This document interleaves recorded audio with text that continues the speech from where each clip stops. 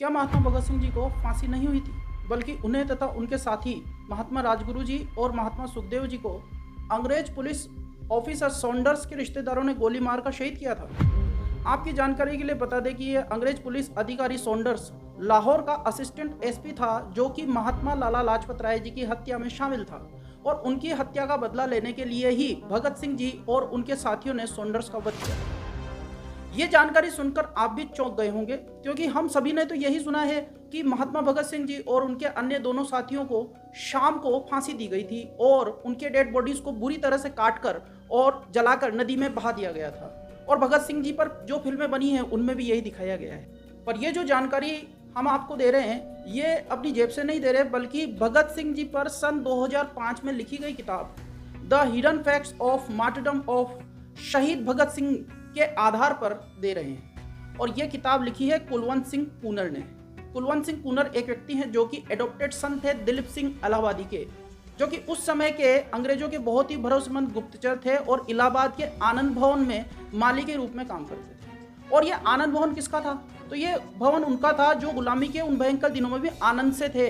आप समझ सकते हैं मैं किसकी बात कर रहा हूँ। तो कुलवंत सिंह कूनर ने अपने दत्तक पिता यानी दिलीप सिंह इलाहाबादी से लिए गए नोट्स के आधार पर सन 2005 में एक पुस्तक लिखी जिसका नाम था the hidden facts of martyrdom of शहीद भगत सिंह। इसमें उन्होंने बहुत ही सनसनीखेज जानकारी दी। उन्होंने बताया कि भगत सिंह जी के द्वारा सॉन्डर्स का वध करने के बाद सॉन्डर्स के ससुराल वाले बहुत ज़्यादा गुस्से में थे और वो भगत सिंह जी और उनके साथियों को अपने हाथों से मारकर बदला लेना चाहते थे। इसलिए अंग्रेज अधिकारियों ने मिलकर एक योजना बनाई जिसका नाम रखा ऑपरेशन ट्रोजन हॉर्स, जिसका मकसद था भारतीय क्रांतिकारियों को जनता द्वारा गौरवपूर्ण विदाई के सम्मान से वंचित करना।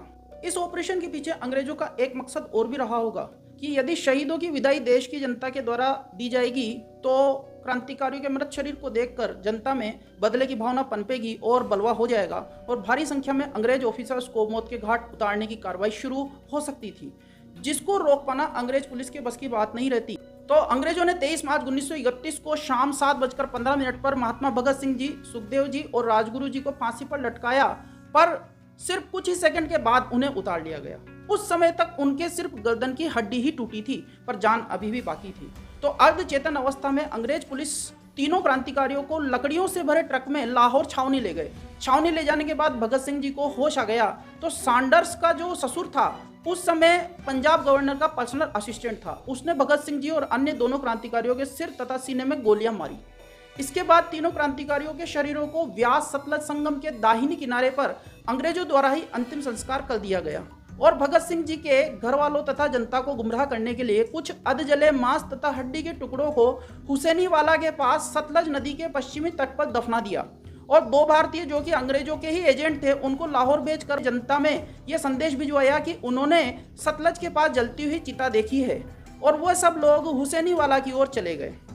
दोस्तों, ये अंग्रेज इतने क्रूर थे कि जिस जल्लाद ने भगत सिंह जी, सुखदेव जी और राजगुरु जी को फांसी पर चढ़ाया, उस जल्लाद को भी अंग्रेजों ने उसी समय गिरफ्तार करके उस कमरे में मार दिया जहां आमतौर पर फांसी के बाद शवों को रखा जाता है। और उस जल्लाद के शव को भी अंग्रेजों ने क्रांतिकारियों के बॉडीज के साथ में ट्रक में डालकर लाहौर छावनी भेज दिया। अंग्रेज इस घटनाक्रम को पूरी तरह गुप्त रखना चाहते थे, इसलिए उन्होंने सभी सबूतों को मिटाने की पूरी कोशिश की। तो इस तरह अंग्रेजों ने ऑपरेशन ट्रोजन हॉर्स के माध्यम से सॉन्डर्स के रिश्तेदारों का बदला पूरा करवाया और भारत में भी बलवा यानी क्रांति को होने से रोक लिया। अब ये जो बातें इस किताब में छपी है, इसके बारे में आपका क्या मानना है? कमेंट करके ज़रूर बताएं और ये भी बताएं कि भगत सिंह जी भारत में कौन सा कानून लागू करवाना चाहते थे जो कि वे नहीं करवा पाए। वीडियो को लाइक और शेयर जरूर करें और ज़्यादा से ज़्यादा लोगों तक इस जानकारी को पहुंचाएं और आपके अपने रियल फैक्ट एनालिसिस चैनल को सब्सक्राइब जरूर करें ताकि इस प्रकार की महत्वपूर्ण जानकारी वाली सभी वीडियो आपको मिल सके। जय हिंद।